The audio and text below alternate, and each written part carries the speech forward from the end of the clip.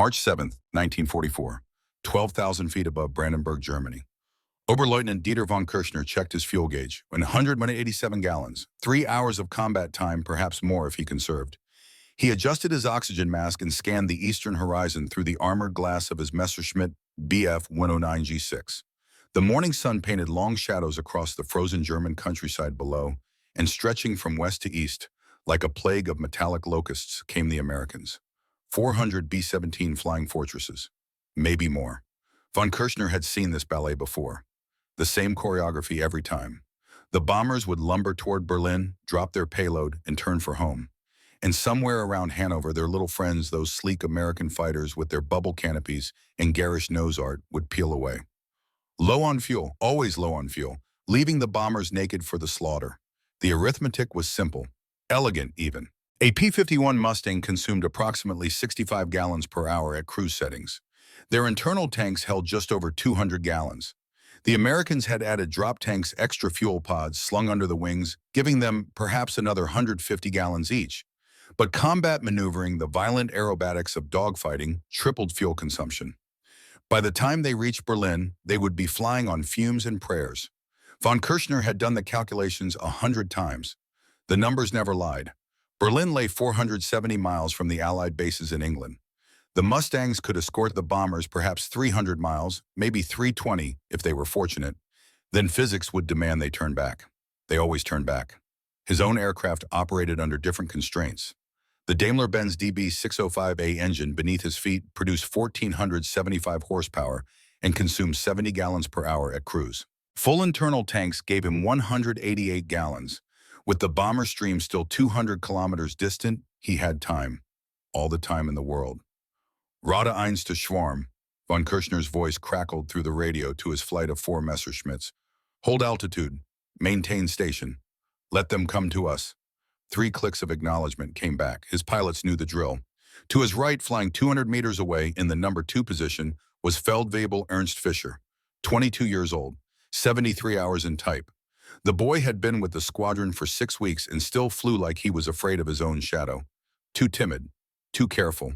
But he followed orders well enough. Von Kirchner was 26, old for a fighter pilot. He had 34 confirmed victories painted on the rudder of his aircraft, 18 heavy bombers, 12 P-47 Thunderbolts, 4 Spitfires. He had been flying combat missions since the summer of 1942, back when the Americans were still learning which end of a fighter pointed forward. He knew the rhythm of this war, the pattern, the predictable dance of fuel and distance and time. 1 week earlier, he had sat in the briefing room at Stendal Airfield while Commandant Klaus Metzger, a thick-necked Prussian with a dueling scar across his left cheek, read from an intelligence report. American prisoners were claiming their new Mustangs could fly 5-hour missions. Some were even saying 6 hours. Round trips to Berlin and back with fuel to spare. Metzger had actually laughed, a sharp barking sound that echoed off the concrete walls. 5 hours, Metzger had slapped the wooden table with his palm. My grandmother could fly 5 hours in a glider. These Mustangs are nothing but polished Spitfires with bigger fuel tanks. Propaganda, American bravado. They will turn back at Dummer Lake like they always do. The other pilots had laughed too. Even von Kirchner had allowed himself a thin smile. But now, watching the silver specks of the escort fighters weaving above the bomber stream, he felt something unfamiliar. Not quite doubt, not yet, but a small itch of uncertainty at the back of his mind. The bomber formation grew larger, individual aircraft becoming distinct. He could see the sun glinting off Perspex nose cones, the dark olive drab paint, the white stars on wings and fuselages. The smell of his own sweat mixed with rubber and leather inside the cramped cockpit. Bandits high, Fischer's voice cracked slightly over the radio. 3 o'clock, 15,000 meters. Von Kirchner looked up. There, 6 P-51 Mustangs, their distinctive laminar flow wings unmistakable even at this distance. They were flying top cover, weaving back and forth above the bombers in a protective pattern. He checked his watch. 09:47 hours. The bombers had crossed the Dutch coast approximately 35 minutes ago. The Mustangs would have been with them since takeoff, call it 90 minutes of flight time, maybe 100 minutes. They had perhaps 40 minutes of fuel remaining before they would have to turn back. 40 minutes. He could wait. Patience was a weapon just as powerful as the two 13mm MG 131 machine guns and single 20mm MG-151 cannon loaded in his aircraft. The bomber stream drew closer. Von Kirchner could hear the distant thunder of 1,200 Wright Cyclone engines, a sound like continuous rolling thunder, even through the insulated cockpit. The Americans flew in tight combat boxes, each box containing 18 to 21 bombers, their overlapping fields of fire designed to create a lethal crossfire against attacking fighters. Standard American doctrine. He had fought it dozens of times. Schwarm prepare for Sturzengriff. Dive attack. We wait for the Kleine Freunde to depart. Hold position. But the minutes ticked past and the Mustangs did not turn back. The bomber stream crossed Dummer Lake.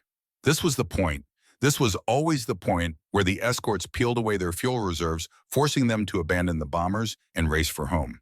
Von Kirchner had shot down 6 B-17s at this exact spot over the past 4 months. The laws of physics were as reliable as a Swiss watch, but the Mustangs stayed. Rote Eins, Fischer's voice again higher now, stress creeping into the edges. The Kleine Freunde, they are not breaking off. They are still with the bombers. Von Kirchner frowned inside his oxygen mask. He scanned the sky. Fischer was right. The P-51s were still there, still weaving, still protecting their charges. They had to turn back. The numbers demanded it. They were already well past their maximum combat radius, unless the numbers had changed. A cold finger traced down Von Kirchner's spine. All aircraft maintained position. He kept his voice level calm. They will turn back. They must. But even as he said it, doubt bloomed in his chest like a dark flower. The radio crackled. A different voice. One of the other Staffeln patrolling north of his position. Achtung, Achtung, Mustangs engaging over Magdeburg. Repeat, Mustangs engaging over Magdeburg. They are pursuing to low altitude. They are not breaking off. Magdeburg, that was 85 miles from the intercept point. No American escort had ever pursued that far before. Impossible. The fuel, the calculations. Von Kirchner's mind raced through the numbers again, searching for an error, a miscalculation. The Americans had always turned back. The equation had always balanced, but they were not turning back. Schwarm, we attack now. Von Kirchner pushed the throttle forward. The Daimler-Benz engine responded with a savage roar, and the Messerschmitt surged ahead. Target the stragglers, hit them hard, dive away before the escorts can react. It was the standard tactic, the tactic that had worked for 3 years of aerial combat over Europe. Strike fast, strike hard, use altitude, advantage to dive away. The escorts could not afford to chase. They had to conserve fuel for the long flight home. They could not afford to chase. Von Kirchner rolled his Messerschmitt into a 60-degree bank and pulled the stick back, bringing the nose up and over. The world tilted. Sky became ground. Ground became sky. He pulled through the top of the maneuver and pushed the stick forward, rolling inverted diving. The bomber formation grew in his gun sight. He selected a B-17 flying slightly behind and below the main formation. A straggler, probably damaged by flak. Perfect. Airspeed built. 300 kilometers per hour. 350. 400. The wind screamed past the canopy. His altitude unwound rapidly. 11,000 feet. 10,000. 9,000. He lined up the shot. The B-17 grew larger in his reflector sight.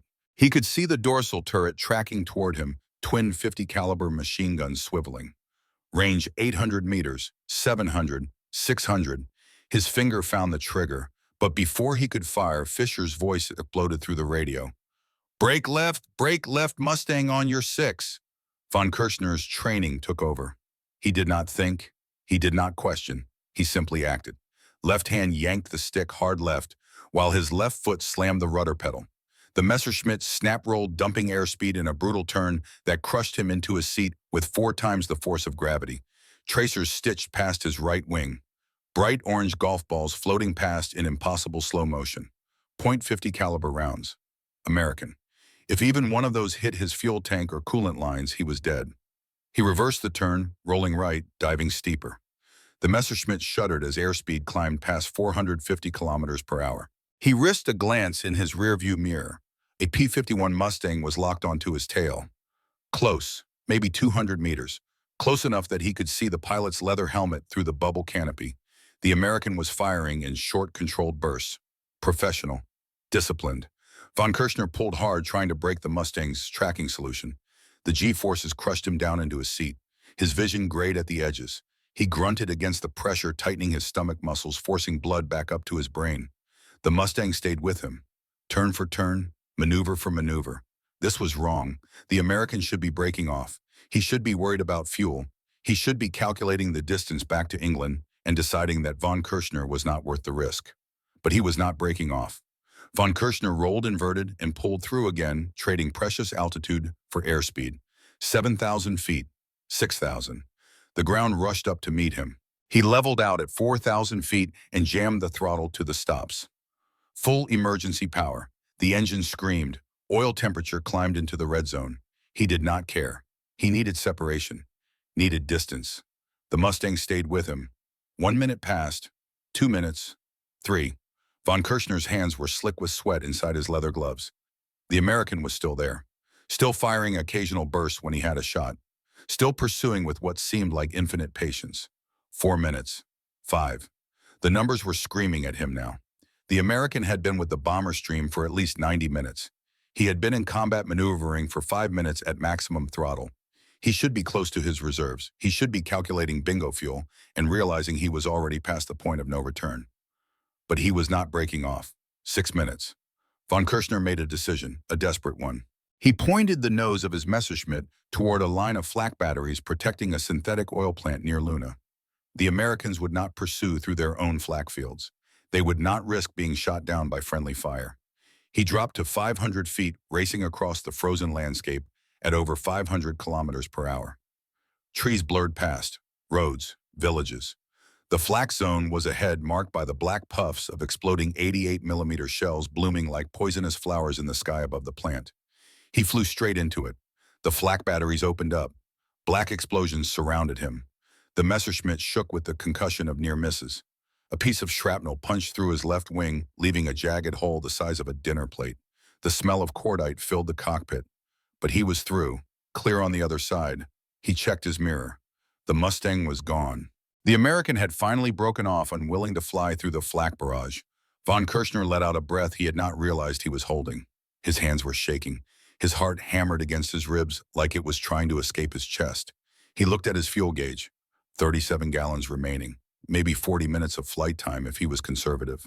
Stendal Airfield was 65 kilometers to the northwest. He would make it. Barely. He turned toward home. The last 10 kilometers, his engine began to sputter. Fuel starvation.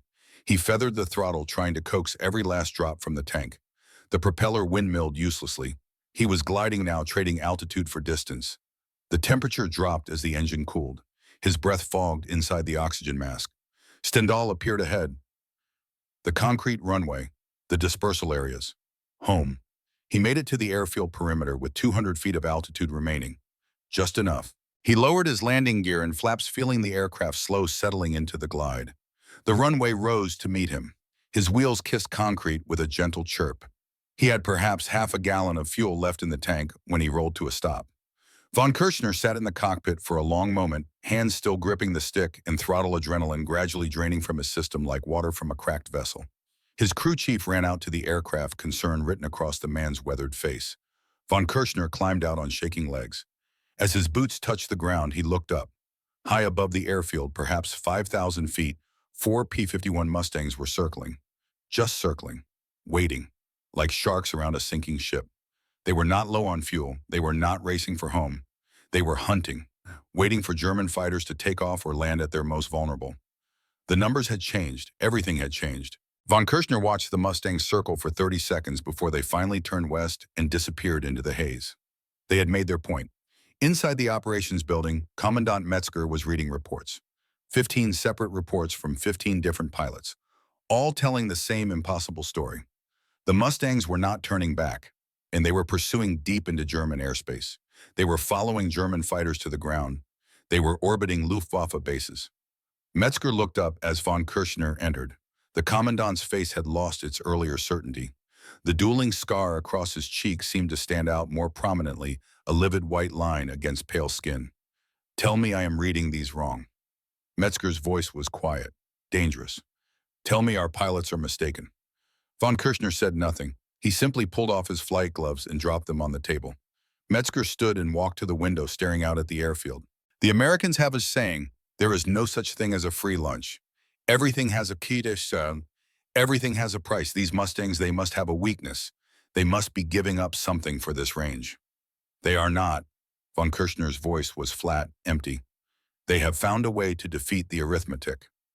From another pilot across the room, Hauptmann Otto Kern, a gaunt man with 27 victories, came a bitter laugh. We relied on their fuel limitations to create windows of opportunity. We would wait just outside escort range, strike when they turned back. Those windows are closed now. Metzger turned from the window. Then we fight them differently. We mass our forces. We hit the bombers before the escorts can react. They follow us down, von Kirchner interrupted. I was pursued for over 6 minutes at full combat power. The American should have been calculating his fuel reserves. He should have been worried about making it home. But he flew like he had unlimited fuel. No aircraft has unlimited fuel. Metzger's voice rose. It is impossible. Tell that to the Americans. The room fell silent. Outside the sound of aircraft engines. More fighters returning from the morning's engagement. The operations telephone rang. Someone answered it, listened, hung up. Feldwebel Fischer is missing.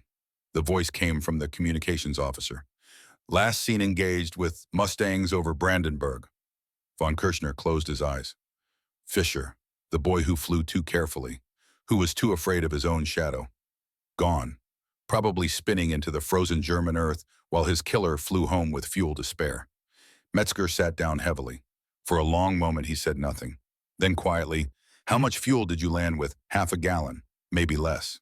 And the American who chased you, von Kirchner, met the commandant's eyes. I do not know, but he did not break off because of fuel concerns. He broke off because I flew through our own flak.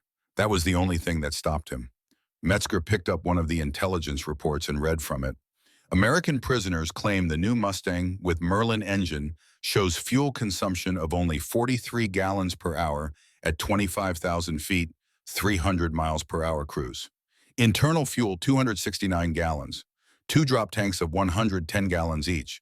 Total fuel load 489 gallons. He did the calculation on a piece of paper. His hand stilled. He looked at the number he had written. 11.4 hours of flight time at cruise settings. Berlin was 470 miles from England, round trip 940 miles. At 300 miles per hour, that was 3.1 hours of flying time. Add 30 minutes of combat maneuvering. Total mission time 3.6 hours. Fuel remaining 7.8 hours. The Americans could fly to Berlin, fight for 30 minutes, and still have enough fuel to orbit the city for over 7 hours if they wanted to. Metzger set down the pencil. His hand was shaking slightly. We are fighting a new kind of war. His voice was barely above a whisper, one where the enemy can be everywhere, where there is no sanctuary, no safe moment. Von Kirchner said nothing. There was nothing to say. The equation had spoken. The arithmetic of aerial warfare had been rewritten, and the new formula favored the Americans so completely that it was almost obscene. Dismissed. Metzger's voice was hollow. Get some rest. We will fly again this afternoon. Von Kirchner walked out into the pale March sunlight. Across the airfield, ground crew were refueling and rearming fighters. Pilots stood in small groups, smoking cigarettes, talking in low voices. Everyone had heard, everyone knew. The hunters had become the hunted. And somewhere over the North Sea, American pilots were flying home with fuel gauges that still read half full, already planning tomorrow's hunt. The numbers were simple, brutal, unforgiving. And for the first time in 3 years of war, Oberleutnant Dieter von Kirchner understood what it meant to be on the wrong side of an equation. 400 miles to the west over the North Sea, Captain Caldwell Thornton eased back the throttle of his P-51B Mustang and checked his fuel gauge. 238 gallons remaining, more than enough to make Debden with reserves to spare. He had been airborne for 3 hours and 17 minutes. He had escorted bombers to Brandenburg. He had engaged and shot down one Messerschmitt Bf-109. He had pursued another German fighter for 6 minutes at full combat power. And he still had enough fuel to fly for another 3 hours if necessary. The equation was beautiful. Thornton was 24 years old, raised on a corn farm outside Des Moines, Iowa. His father had taught him to calculate crop yields and fertilizer ratios before he was 10.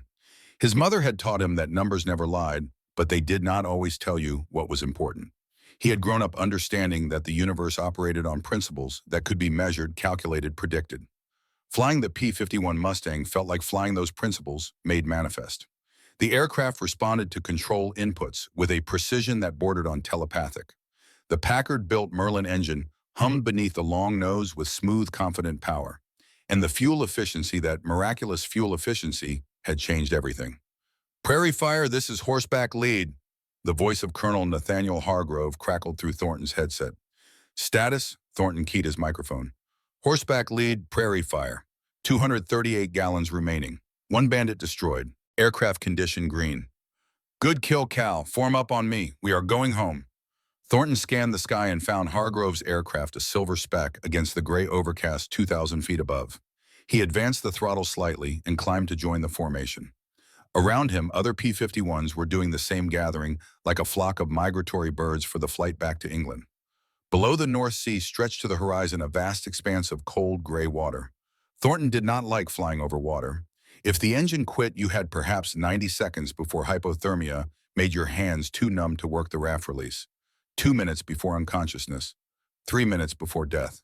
The water looked black and thick as oil from this altitude. But the engine did not quit. The Packard Merlin ran with the reliability of a locomotive, smooth, constant, predictable. Thornton's thoughts drifted back to the German pilot he had chased. The man had been good, very good. He had executed a series of maneuvers that would have shaken a less experienced pursuer. But Thornton had stayed with him, matching every turn, every roll, every desperate dive. What struck Thornton most was the moment the German had flown through his own flak barrage. That spoke of desperation, of a man who had run out of options and was willing to risk death by friendly fire rather than continue the engagement. The German had been afraid, not of Thornton specifically, but of what Thornton represented. An enemy who did not have to break off, an enemy who had fuel to burn, an enemy who could afford to be patient. Thornton understood fear. He had felt it plenty of times himself. The sick weight in your stomach when flak started bursting around your aircraft. The cold terror when your engine coughed and sputtered. The awful certainty that you were about to die. But today, for the first time, he had felt something else.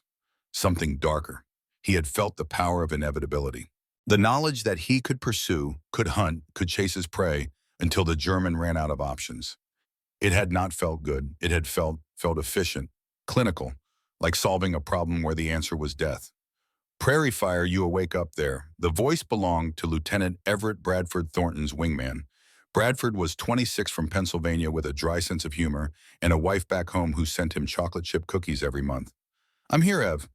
You get a good look at that 109 you splashed. Not particularly, why? Thought I saw some kind of marking on the tail, like tally marks or something. Probably his kill count. Yeah, probably. A pause. You ever think about the guys we shoot down? Like who they are? Thornton considered the question. Sometimes, not often. I think about it a lot lately. Wonder if they have families. Kids, you know. They are trying to kill us, Ev. I know that. It's just... Bradford's voice trailed off. Forget it. Just talking. But Thornton understood what Bradford was trying to say. There was a difference between killing in the desperate chaos of a dogfight and hunting someone down with the patience of a predator. The Mustang had given them the ability to do the latter, and with that ability came a weight that sat heavy in the chest. The English coast appeared ahead, a dark line against the gray sea. Thornton felt some of the tension leave his shoulders. Almost home, almost safe. Debden Airfield appeared 20 minutes later, the familiar cross of runways and the dispersed hardstands where the fighters were parked. Thornton lowered his landing gear and flaps, feeling the Mustang slow and settle. The runway rose to meet him. His wheels touched with a gentle bump. He taxied to his hardstand and shut down the engine. The propeller spun to a stop. The sudden silence was profound. His crew chief, a stocky Irish-American named Murphy, climbed onto the wing as Thornton opened the canopy. How'd she run, Captain? Like a Swiss watch. Thornton unbuckled his harness and climbed out. His legs were stiff from 3 hours in the cockpit. The smell of aviation fuel and grass filled his nose. Murphy was already inspecting the aircraft, running his hands over the skin, checking for damage. Fuel, Boston, 220 gallons when I landed. Murphy whistled. Brandenburg, and back with 220 remaining. A year ago, we would have called that witchcraft. A year ago, it would have been. Thornton walked toward the operations building. Other pilots were arriving, climbing out of their fighters, gathering in small groups to share cigarettes and swap stories. The mission had been a success. All bombers had reached their target, minimal losses. The Mustangs had claimed 6 German fighters, destroyed with no losses of their own. By the old arithmetic, it was a good day. Inside the operations building, the intelligence officers were setting up for debriefing. Thornton grabbed a cup of coffee, black and strong, and found a seat. The coffee was terrible, but it was hot, and that was enough. Colonel Hargrove entered and stood at the front of the room. He was 42 years old from Virginia with premature gray hair and eyes that had seen too much. For the war, he had been a mathematics professor at the University of Virginia. He understood numbers. He understood what the Mustang represented. "Gentlemen," Hargrove's voice cut through the conversation. The room fell silent. "Effective immediately, we are changing our tactics. We are no longer simply escorting bombers. We are now hunting German fighters wherever we find them." A murmur ran through the assembled pilots. Hargrove continued, "The P-51 gives us an advantage that no escort fighter in history has ever possessed. Range, endurance. The ability to go anywhere the Germans can go and stay longer when we get there. We are going to exploit that advantage to its fullest extent." He pulled out a map and pinned it to the board behind him. Red circles marked Luftwaffe airfields across northern Germany. "After we escort the bombers to target, we will break off in flights of 4 and sweep these airfields. We will catch them taking off. We will catch them landing. We will force them to fight on our terms when we choose where we choose." Thornton studied the map. Some of those airfields were over 400 miles from Debden, round trip of 800 miles, at the edge of even the Mustang's remarkable range. "Sir," one of the other pilots raised his hand, "what about fuel reserves?" "You will have enough," Hargrove's voice was confident. "The numbers work. Trust the numbers." The briefing continued for another 30 minutes. Hargrove outlined the new tactical doctrine in detail. Primary mission: bomber escort. Secondary mission: seek and destroy German fighters. Tertiary mission: attack targets of opportunity, trains, vehicles, airfields. The old doctrine had been simple. Stay with the bombers. Protect them at all costs. Do not pursue German fighters more than a few miles from the formation. The new doctrine was revolutionary. Go hunting. Make the Germans afraid to fly. Dominate the airspace so completely that the Luftwaffe could not operate in daylight. When the briefing ended, Thornton walked outside. The afternoon sun was breaking through the overcast, painting golden light across the airfield. Mechanics were working on aircraft. New planes were arriving from the factory, fresh paint gleaming. "Cal." Thornton turned. Lieutenant Commander Wesley Parrish was walking toward him. Parrish was 28 from Texas with a slow drawl and a mind like a calculator. He had been an aeronautical engineer before the war and now served as the squadron's technical advisor. "Wes, got a minute? Want to show you something." Parrish led Thornton to a small office in one of the hangars. Inside, a chalkboard covered one wall filled with numbers and diagrams. "I have been running the calculations." Parrish tapped the board with a piece of chalk. "The Packard Merlin burns just 43 gallons per hour at optimal settings.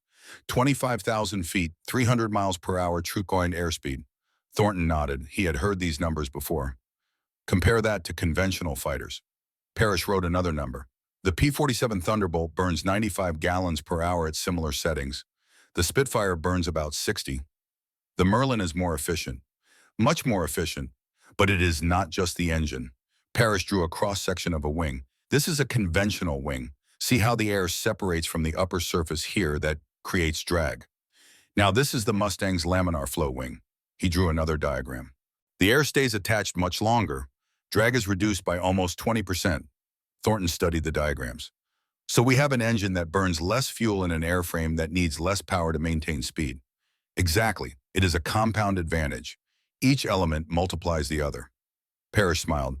"The Germans are still calculating our range based on conventional fighters. They do not understand what we have. They are learning." "Are they?" Parrish set down the chalk. "I read the after-action reports. German fighters are still trying to draw us away from the bombers. Still trying to make us chase them. They think if they can get us to burn fuel in combat maneuvering, we will have to break off. Eventually, we will have to break off. Eventually, but not for 3 hours." Parrish's voice held a note of something close to wonder. "Kel, do you understand what that means? We can orbit Berlin for 3 hours. We can fly to Czechoslovakia and back. We can go anywhere in the Reich and still make it home." Thornton did understand, and the understanding brought with it a weight that settled on his shoulders like a lead blanket. "The Germans cannot match this," Parrish continued. "The Bf-109 burns 70 gallons per hour. The FW-190 burns 95. Even with drop tanks, they cannot extend their range the way we can. The arithmetic favors us completely. War is not supposed to be fair, Wes." "No, I suppose not." Parrish looked at the chalkboard for a long moment. My father was a Baptist minister. He used to say that the Lord works in mysterious ways. I think he would find it mysterious that his work is being done through thermodynamics and aerodynamics. Thornton left Parrish's office and walked back to his barracks. Inside, he pulled out a piece of paper and began to write a letter home. Dear Mom, I am well. The weather here is cold and gray, but we are warm enough.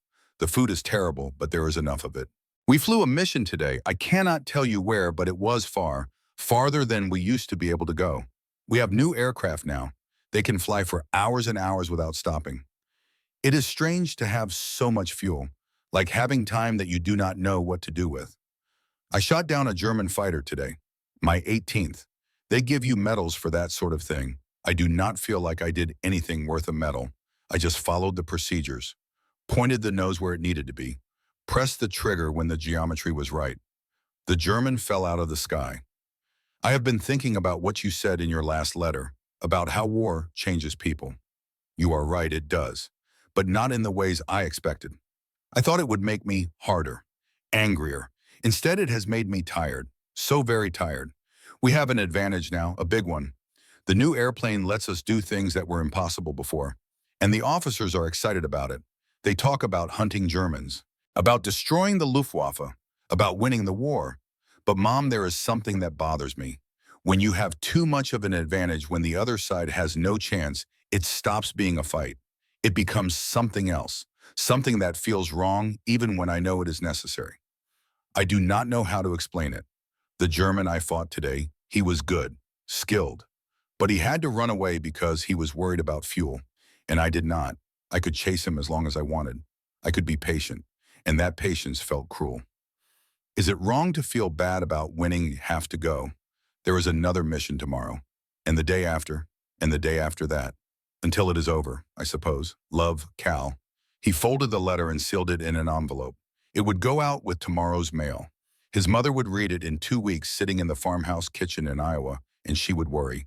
She always worried, but she would not understand. How could she? She had never flown at 25,000 feet with a man in her gun sight. That night, Thornton lay in his bunk and stared at the ceiling. Around him, other pilots snored and muttered in their sleep. Outside, the wind rattled the windows. He thought about the German pilot, wondered if the man had made it home, wondered if he was lying in his own bunk somewhere in Germany, staring at his own ceiling, thinking about how close he had come to dying. Probably not. Probably the German was celebrating his survival, drinking schnapps with his squadron mates, laughing about the American who could not catch him, or maybe not. Maybe the German understood the same thing Thornton understood, that today was just a preview, that tomorrow would be worse, and the day after that, worse still. December 1943, 4 months before the mission to Brandenburg, Thornton had arrived at Debden fresh from training, eager, confident, convinced he was going to win the war single-handedly. Lieutenant Commander Parrish had taken him aside on his first day. Forget everything you learned in training. Parrish's voice had been serious. Training is about not dying. Combat is about making the other guy die. There is a difference. Parrish had taught him fuel management, not how to conserve fuel, but how to maximize hunting time, the optimal cruise settings, the proper mixture of speed and efficiency, how to calculate range to target and range home, and how much fuel you could safely burn in combat. The P-51 is not a defensive fighter, Parrish had explained. It is an offensive weapon. At optimal cruise, you burn 43 gallons per hour. That gives you 11.4 hours of theoretical flight time. Berlin is 3 hours round trip. Combat maneuvering for 30 minutes uses about 75 gallons. Total mission fuel consumption, 210 gallons. Fuel remaining, 279 gallons. More than 6 hours of additional flight time. Thornton had done the math himself. Checked it, rechecked it. The numbers did not lie. What does that mean practically? He had asked. It means you can escort the bombers to target, peel off, and go hunting. You can chase German fighters back to their bases. You can strafe airfields. You can attack trains and still make it home with fuel to spare. The Germans do not know this yet. They know we have longer range than the Thunderbolt, but they do not know how much longer. They are still calculating based on old assumptions. That will change. But for now, we have an advantage, and we are going to use it. That had been 4 months ago. Thornton had flown 63 combat missions since then. He had shot down 18 German aircraft. He had strafed locomotives and truck convoys. He had watched B-17s burn and fall. He had seen friends die. And through it all, the numbers had been his constant companion. The fuel consumption rates, the range calculations, the geometry of deflection shooting, war reduced to equations. It should have been comforting. Numbers were clean, objective, free from emotion. But lately, Thornton had begun to suspect that his mother was right. Numbers could tell you what was true without telling you what was important. The next morning, December 2nd, 1943, Thornton flew his second mission in the new Mustang. The target was Solingen, an industrial city in western Germany. The mission went smoothly. No German fighters intercepted. The bombers dropped their payload and turned for home. And then Colonel Hargrove's voice came through the radio. "All horseback flights, this is lead. We are going hunting. Flights break off by section. Sweep the Ruhr Valley for targets of opportunity. Time on station 30 minutes. Then we go home." Thornton and Bradford broke away from the bomber formation with two other Mustangs. They dropped to 10,000 feet and began searching. They found a train 15 minutes later, a long freight hauling supplies east toward the front. Thornton lined up for a strafing run. He dove from 10,000 feet to 500 feet in 30 seconds. The train grew in his gun sight. He armed his guns, 650 caliber Browning machine guns, 3 in each wing, 3,000 rounds of ammunition. He pressed the trigger. The guns roared. The Mustangs shook with the recoil. Tracers reached out and touched the train. Boxcars exploded.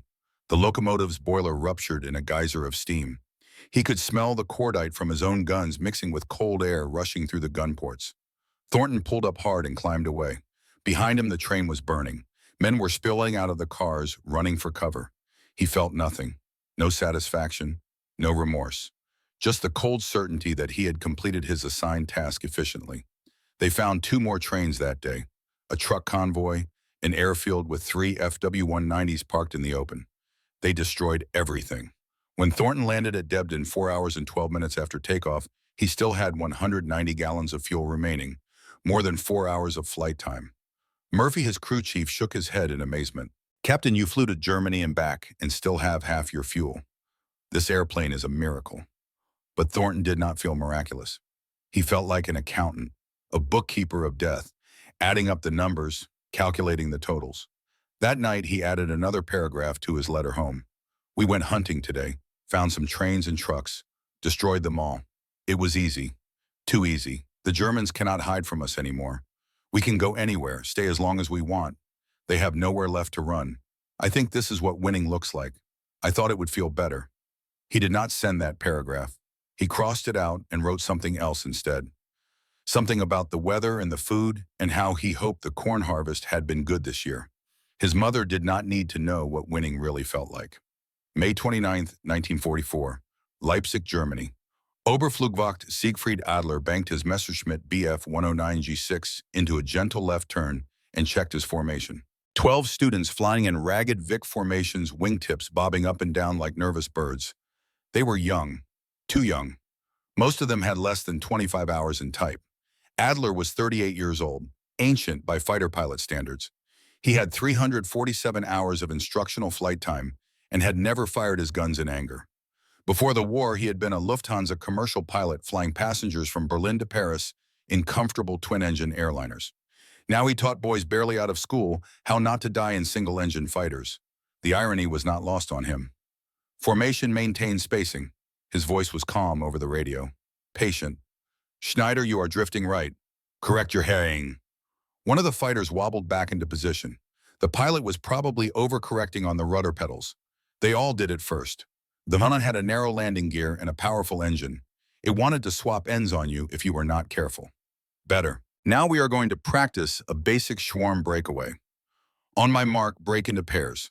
Lead elements go left, wingman, go right. 30-degree bank, maintain altitude.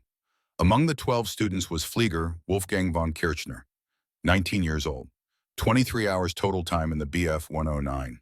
He had arrived at the training base 6 weeks earlier, fresh-faced and eager, his Luftwaffe uniform still creased from the supply depot.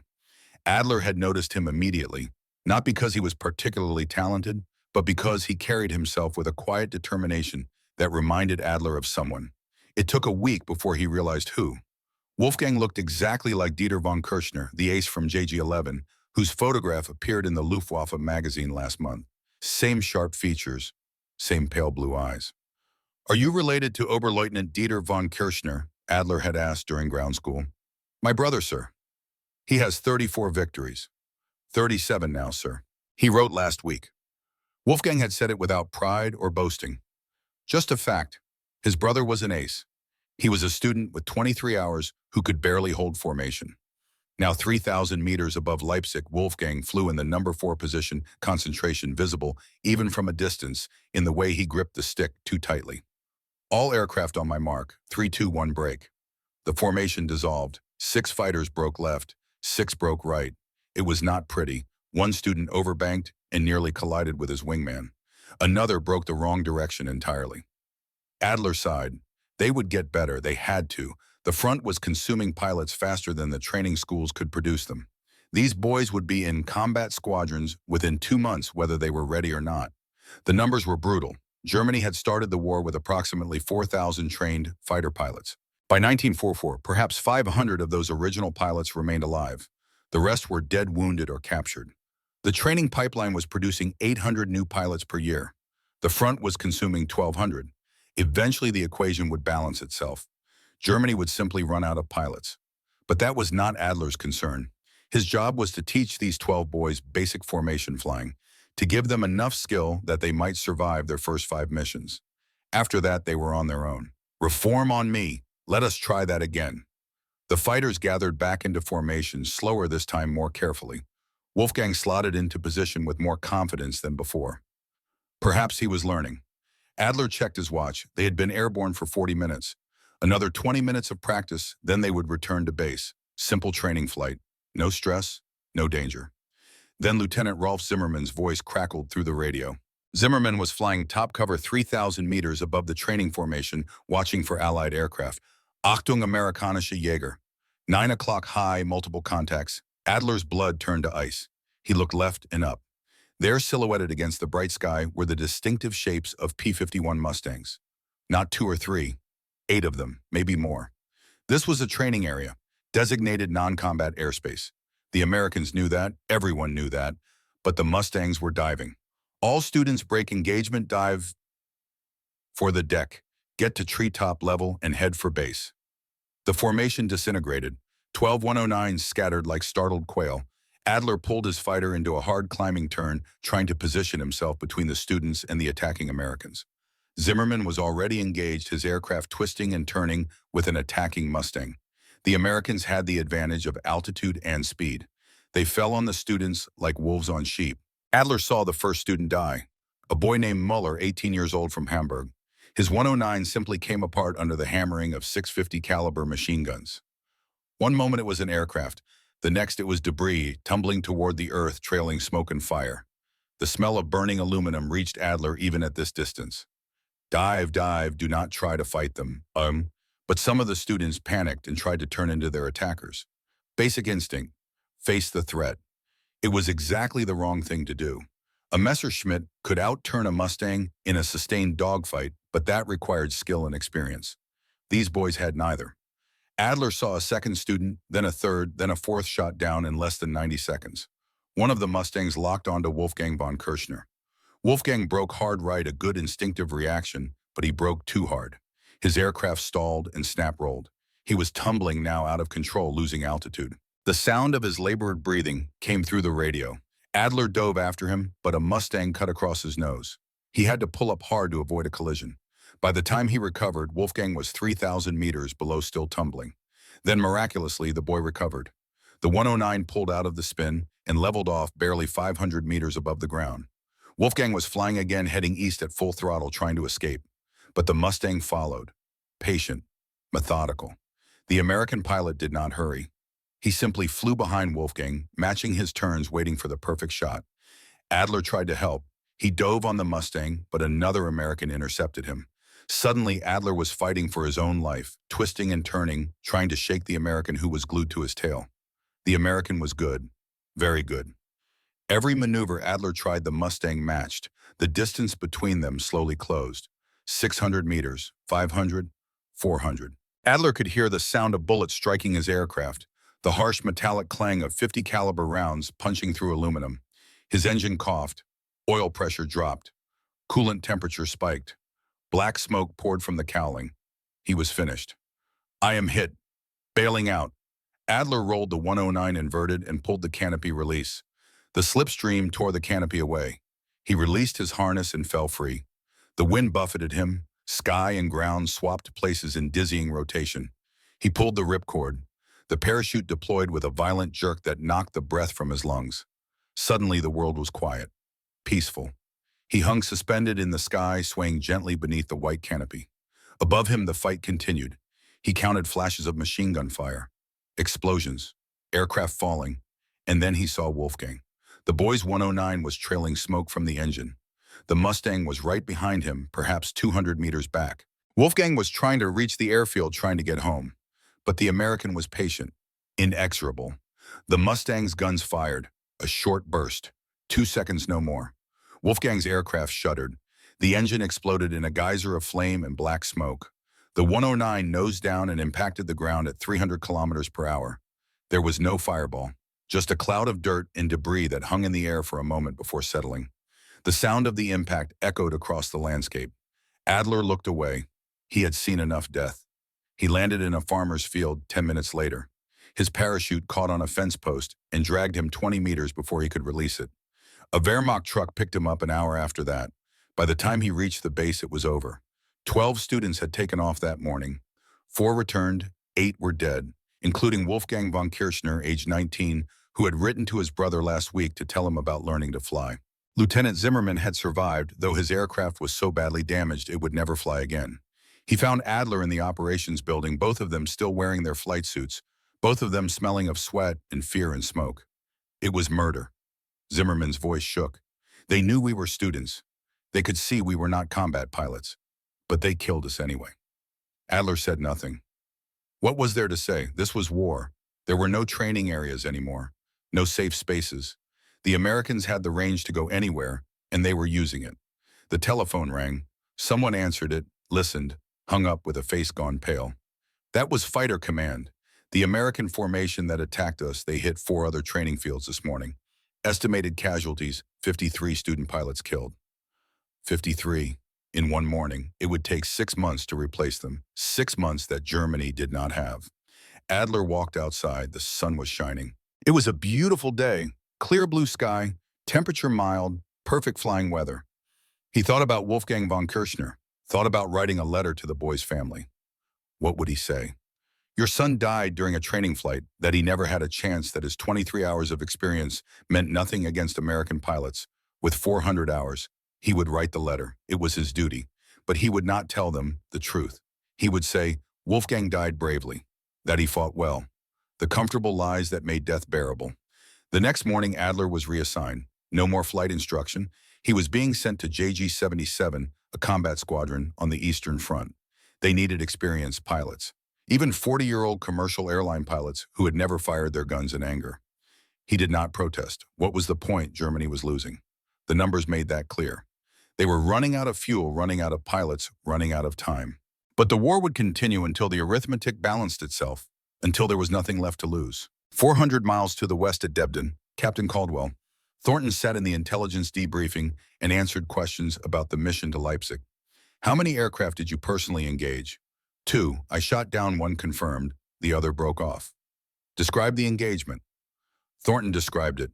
The dive from altitude, the student pilot who tried to run, the chase that lasted perhaps 90 seconds, the burst of fire that set the German's engine ablaze, the crash. His voice was flat, mechanical. He might have been describing the weather. The intelligence officer made notes. Good kill, Captain. That brings your total to 19. 19. Thornton thought about that number. 19 aircraft destroyed. 19 pilots, some dead, some captured, some perhaps surviving to fight another day. 19 human beings whose lives had intersected with his for a few brief moments before mathematics and geometry determined the outcome. After the debriefing, Lieutenant Bradford found him outside. That was rough today. Bradford's voice was quiet. Which part? All of it, but especially the kid I shot down. He could not have been more than 18. Barely knew how to fly. Thornton said nothing. I keep thinking, Bradford continued. What if that was my kid brother? Tommy is 17. In a year, he will be old enough to enlist. What if he ends up in a fighter and runs into some German ace who shoots him down before he knows what is happening? The Germans are not training aces anymore, Ev. They are training replacements. That is supposed to make me feel better. No, it is just a fact. Bradford pulled out a cigarette and lit it with shaking hands. I signed up for this to protect bombers, to help win the war. I did not sign up to shoot down kids who barely know how to fly. The Germans would do the same to us if they had the fuel. Would they? Are you sure about that? Thornton was not sure. He was not sure about anything anymore. The numbers said they were winning. The fuel consumption figures, the kill ratios, the attrition rates, all of it pointed to inevitable Allied victory.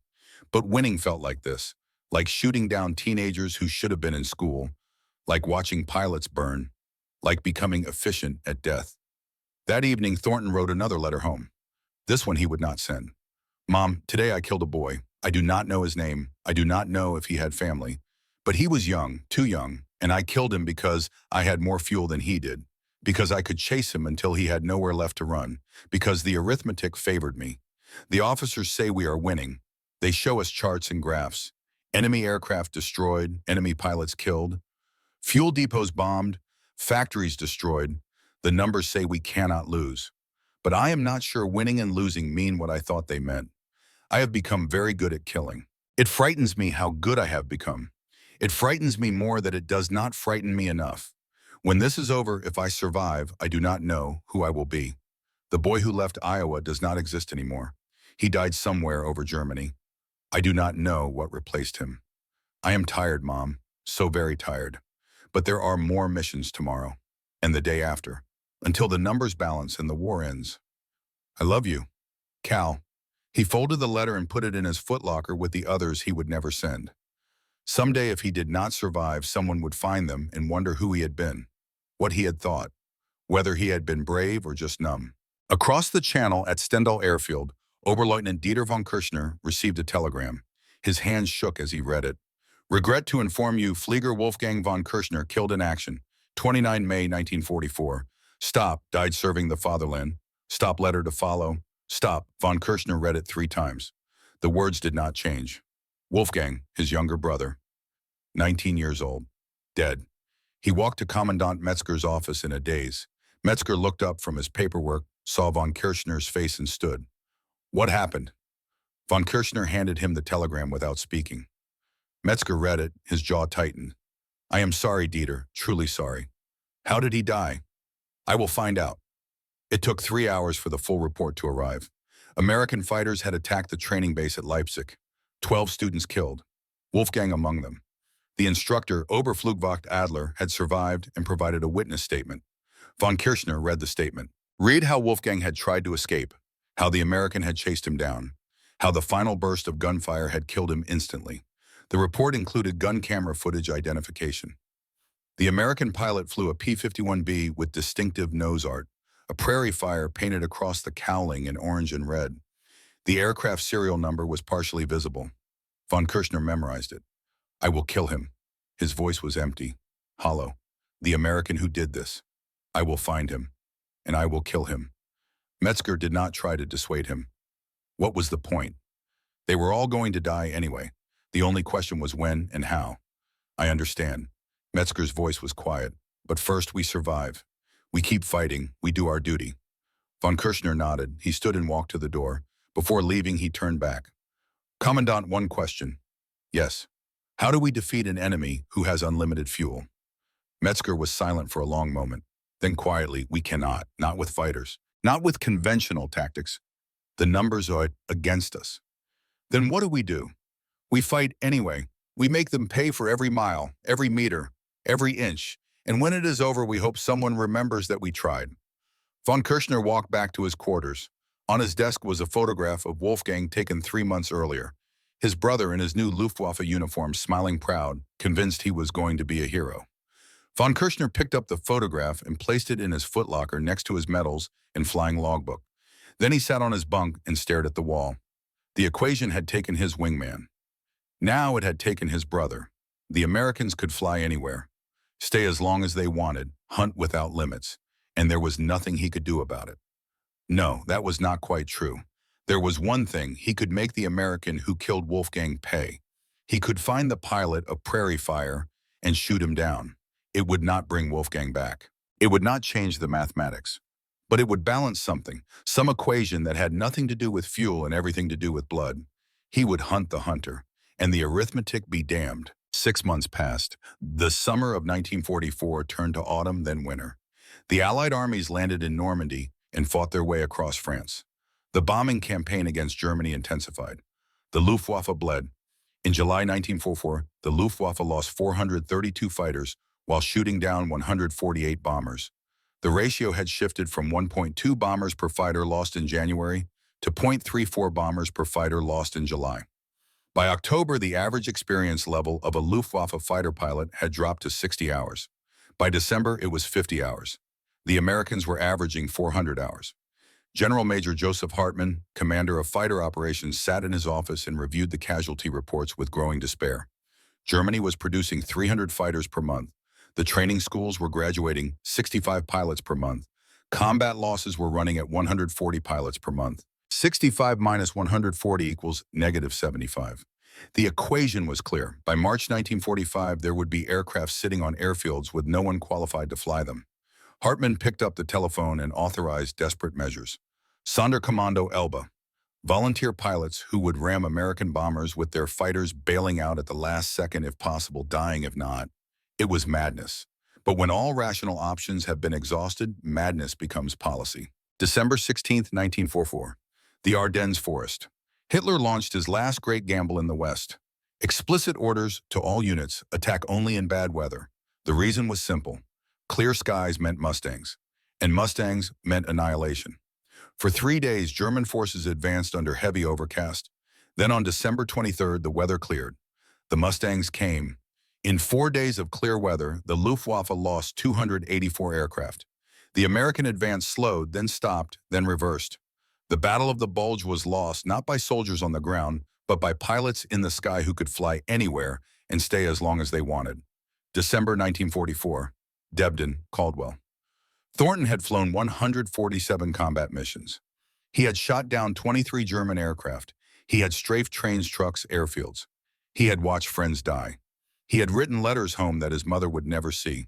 He was 24 years old and felt 50. One evening, he sat in the operations building, reading intelligence reports. One report caught his attention. Subject: German suicide tactics.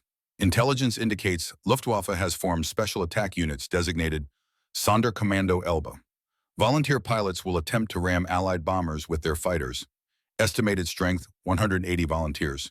Expected survival rate: 20%. Thornton set down the report. His hands were shaking. They were that desperate. So desperate they were throwing away pilots in suicide attacks because conventional tactics no longer worked, because the Mustang had closed every tactical window, because the arithmetic favored the Americans so completely that the only option left was to ignore the arithmetic entirely and choose death with purpose over death by attrition. Lieutenant Bradford found him there staring at the report. "You okay, Cal?" "No." Thornton's voice was quiet. "I am not okay. Want to talk about it?" "What is there to say? We are winning. The numbers prove it. Every chart, every graph, every casualty report shows we are winning. But Ev, what are we winning? What are we becoming?" Bradford sat down next to him. "We are becoming the people who end this war. That is what we are becoming. By killing boys who throw themselves at bombers because they have run out of options. They are trying to kill us, Cal. Do not forget that." I know that, but..." Thornton's voice trailed off. "When I started this, I thought war was about courage, about skill, about who wanted it more. But it is not. It is about fuel consumption rates and production numbers and logistics. It is about having so much of an advantage that the other side has no chance. And that does not feel like courage. It feels like arithmetic. War has always been about logistics. We just have better logistics than they do." "I know, and that is what bothers me." Thornton stood and walked to the window. Outside, mechanics were working on fighters under portable lights. The smell of aviation fuel drifted through the open window. "I have killed 23 men ever, maybe more if you count the trains and the trucks. And every single one of them died because I could stay in the air longer than they could. Not because I was braver, not because I was a better pilot. Because the Packard Merlin burns 43 gallons per hour and the Daimler-Benz burns 70. That is not your fault. I know it is not my fault, but it is my responsibility. Every time I press the trigger, someone dies, and I have to live with that, and I do not know if I can. Bradford was quiet for a long moment. Then, my wife wrote me last week. She said when I come home, she does not care what I did over here. She just wants me to come home. Maybe that is enough. Maybe we do what we have to do, and then we go home and we try to be the people we were before. And if we cannot be those people anymore, then we become new people, better people maybe. People who know what war costs and choose peace. Thornton turned from the window. You are a better man than I am of. No, I am just tired, same as you. March 15, 1945, over Oranienburg, Germany. Oberleutnant Dieter von Kirchner climbed into the cockpit of his Messerschmitt Bf 109K4, the latest variant, faster than the G model he had flown 10 months ago. The Daimler-Benz DB605D engine with MW50 boost produced 2,000 horsepower, maximum speed 440 miles per hour, but it still burned 70 gallons per hour. Still could not match the Mustang's endurance. He had 41 victories now, 7 more since Wolfgang died, but they meant nothing. Wolfgang was still dead. The war was still lost. The arithmetic was still unforgiving. Today was different. Today he would find prairie fire. Intelligence had reported the American formation escorting bombers to Berlin. Von Kirchner had volunteered for Sonderkommando Elbe. He carried full fuel and ammunition, but his mission was not to return. He would ram the American bomber, or he would ram prairie fire if he found him. Either way, he would not be coming home. It was a solution that ignored the mathematics entirely. You could not calculate fuel consumption if you never intended to land. All aircraft take off by sections. Von Kirchner advanced the throttle. The DB605D roared. The 109 surged forward, gathered speed, lifted off. Berlin was 30 minutes away. At 23,000 feet over Oranienburg, Thornton saw them coming. 8 P-51Ds in his formation against 3 German fighters climbing from the west. The odds were almost 3-1. The Germans had to know they had no chance, but they came anyway. Horseback lead, this is prairie fire.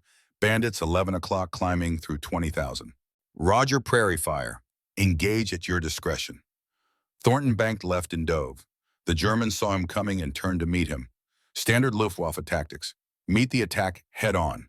But one of the Germans did not turn with the others. He broke away and accelerated toward Thornton's position. Not a defensive maneuver. An attack run, and then Thornton saw it, the nose art on the German fighter. Black and white stripes. The distinctive markings of JG-11. And suddenly he knew. This was not random. This was personal. The German came straight at him. No evasion, no defensive maneuvering. A ramming attack. Thornton broke hard right. The Messerschmitt flashed past, missing him by perhaps 20 feet. He could see the pilot's face through the canopy. Young, maybe mid-20s, eyes burning with something beyond rage. The German reversed and came at him again. Still no defensive flying, just pure aggression. Thornton realized what was happening. This pilot did not care about surviving. He was Sonderkommando Elbe, a volunteer for suicide attacks. But why target Thornton specifically? There were 7 other Mustangs in the formation. Unless, Thornton looked at his own nose art. The prairie fire painted in orange and red. Distinctive, recognizable. Someone wanted him dead. Specifically him.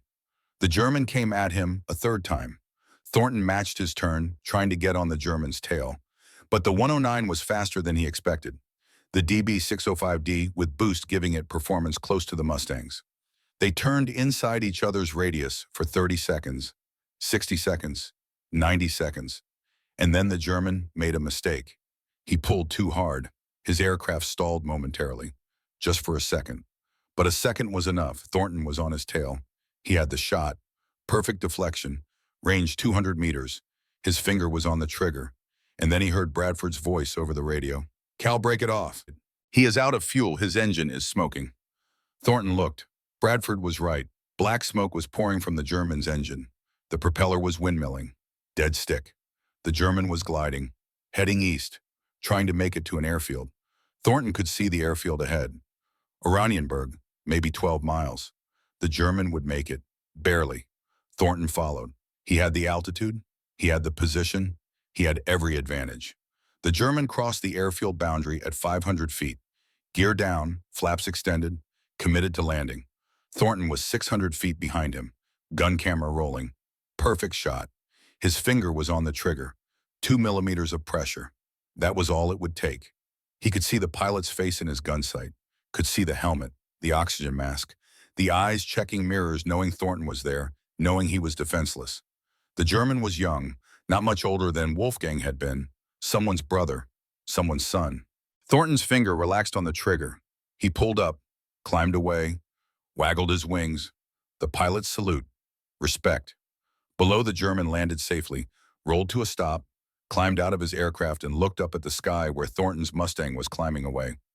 Thornton turned west, toward England, toward home. Bradford's voice came through the radio. "Cal, why did you not take the shot?" "Because I won the arithmetic, Eva. I did not need to win his death." Von Kirchner stood next to his aircraft and watched the Mustang disappear into the western sky. The prairie fire painted across its cowling, clearly visible, even at this distance. He had been ready to die, had wanted to die, had volunteered for a suicide mission because death seemed preferable to living in a world where the mathematics had taken everything from him. But the American had not fired. Von Kirchner did not understand. He had been defenseless. Gear down, flaps extended, a perfect target. The American could have killed him easily, but he had chosen not to. Von Kirchner collapsed to his knees on the concrete. He was crying, not from relief, not from gratitude, but from exhaustion, from the overwhelming weight of surviving when he had been so ready to die. A ground crew officer ran over. "Are you injured?" "No." Von Kirchner's voice was hoarse. "No, I am not injured." "Then why are you on your knees?" Von Kirchner looked up at the sky, at the empty space where the Mustang had been. "Because I do not understand mercy anymore. I had forgotten what it looked like." May 8, 1945, V-Day. The war in Europe was over. Caldwell Thornton had flown 213 combat missions. He had shot down 23 German aircraft. He had survived. He sat in his barracks at Debden and wrote one final letter home. "Dear Mom, it is over. The war is over. I am coming home. I do not know who I am anymore. The boy you sent to war does not exist. He died somewhere over Germany. I do not know what I am now. I have done things I am not proud of. I have killed men. I have watched friends die. I have become efficient at death in ways that frighten me. But I also learned something. I learned that mercy is a choice. That even when you have every advantage, every reason to kill you, can choose not to. And that choice matters more than any victory. I will be home in 3 weeks. I do not know what I will do with the rest of my life. But I know what I will not do. I will never fly again. I will never kill again. I will spend the rest of my life trying to forget the sound of bullets hitting metal and the sight of men burning. I love you, Mom. I am coming home." Karl Dieter von Kirchner was processed as a prisoner of war. He spent 6 months in an American POW camp before being released in November 1945. He returned to Germany to find his home destroyed, his parents dead in the bombing of Berlin. Wolfgang's grave in Leipzig tended by strangers. He had nothing. No family, no country, no future.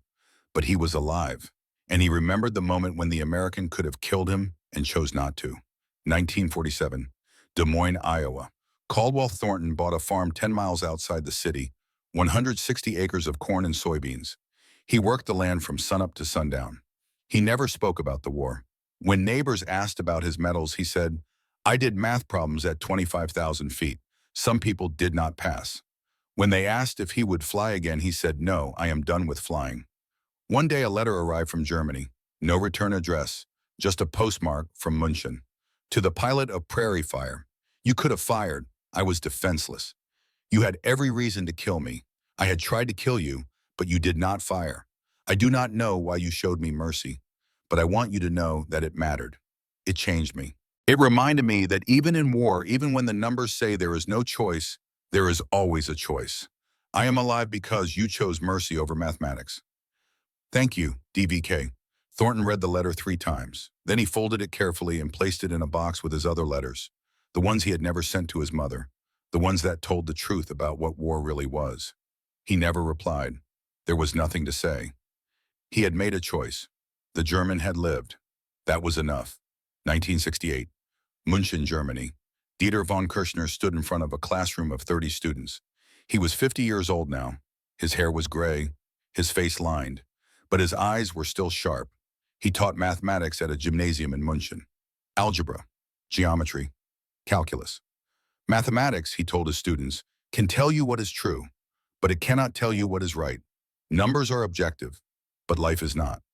The students did not understand. They were too young. They had not lived through the war. But von Kirchner understood. He had learned it at 23,000 feet over Oranienburg, when an enemy who had won the arithmetic chose to spare him anyway. He kept a photograph in his desk drawer. Wolfgang in his Luftwaffe uniform, 19 years old, forever. And sometimes late at night he thought about the American pilot who had killed his brother and then saved his life. And he wondered if the American ever thought about him. 1982, Des Moines, Iowa. Caldwell Thornton died of a heart attack at age 62 while plowing his Southfield. The local newspaper ran a short obituary. Caldwell Thornton, 62, died March 15th. He served as a fighter pilot in World War II. He is survived by his wife Martha and 2 daughters. Services will be held Friday at First Methodist Church. The obituary did not mention that he had flown 213 combat missions, or that he had shot down 23 German aircraft, or that he had never flown again after the war. His daughters cleaned out his effects and found the box of letters, the ones he had never sent. They read them and cried. "He never told us," the older daughter said. "No," her sister replied. "He did not want us to know." At the bottom of the box was a letter from Germany, dated 1947. They read it together. "Who was DVK?" the younger daughter asked. "I do not know. Someone Dad saved, I think." They placed the letter back in the box with the others. Their father's secrets, his pain, his choices. 2009, München, Germany. Dieter von Kirchner died in his sleep at age 91. He had lived 46 years longer than he had expected to live on that March day in 1940. He had never married, had no children, had spent his life teaching mathematics to teenagers who would never understand why he sometimes stopped in the middle of a lecture and stared out the window at the squinting. His executor found a journal in his desk. The final entry was dated 2 weeks before his death. March 15, 2009. 64 years ago today, I tried to kill a man and he chose not to kill me. I have thought about that choice every day since. I have tried to live a life worthy of the mercy he showed me. I taught 243 students over 40 years. I hope I taught them that numbers can tell you what is possible, but only you can decide what is right. The American pilot's name was Caldwell Thornton. I learned this only 3 years ago when a historian contacted me about writing a book. I learned that he died in 1982. I learned that he never flew again after the war. I wish I had thanked him in person. I wish I had told him that every morning I woke up was my thank you. But he is gone now, and soon I will be too. And the only thing that remains is the choice he made, the arithmetic of mercy. It does not balance in numbers. It compounds in generations. 243 students. Some of them became teachers. Some became engineers. Some became parents who taught their children that mercy matters more than mathematics. That is Caldwell Thornton's legacy. Not the 23 aircraft he shot down, but the one life he chose to spare. And through that one life, thousands more. The journal was donated to the German War Museum. It sits in an archive box in München, a testament to a choice made at 23,000 feet on a March day in 1945. 2024, Wright-Patterson Air Force Base, Ohio. The restored P-51D sits in the National Museum of the United States Air Force. The nose art has been carefully repainted, a prairie fire in orange and red across the cowling. The placard next to it reads P-51D Mustang Prairie Fire, serial number 44, 14733, flown by Captain Caldwell Thornton, 4th Fighter Group 213 combat missions. Aerial victories. The P-51 Mustang changed aerial warfare not through superior dogfighting ability, but through superior endurance. With a combat radius of 750 miles, it could escort bombers to any target in Germany and still have fuel to hunt enemy fighters. Range 650 miles. Maximum speed 437 mph. Service ceiling 900 feet. Fuel consumption 43 gallons per hour at cruise. The Mustang did not just win battles. It redefined what was possible in aerial combat. Control of the air belongs not to the best dogfighter, but to the force that can stay longest and appear most often. The numbers tell the story. But they do not tell the whole story. They do not tell you about the German pilot who tried to ram this aircraft and was spared instead of shot down. They do not tell you about the American pilot who came home and never flew again. They do not tell you about the 46 years and 243 students and the countless lives touched by a single choice, to show mercy when mathematics demanded death. But that story exists, in journal entries and letters never sent, in memories that fade but never quite disappear. The arithmetic of war is cold and precise. Fuel consumption and kill ratios and attrition rates. But the arithmetic of mercy is different. It does not balance in numbers. It compounds in generations. The end.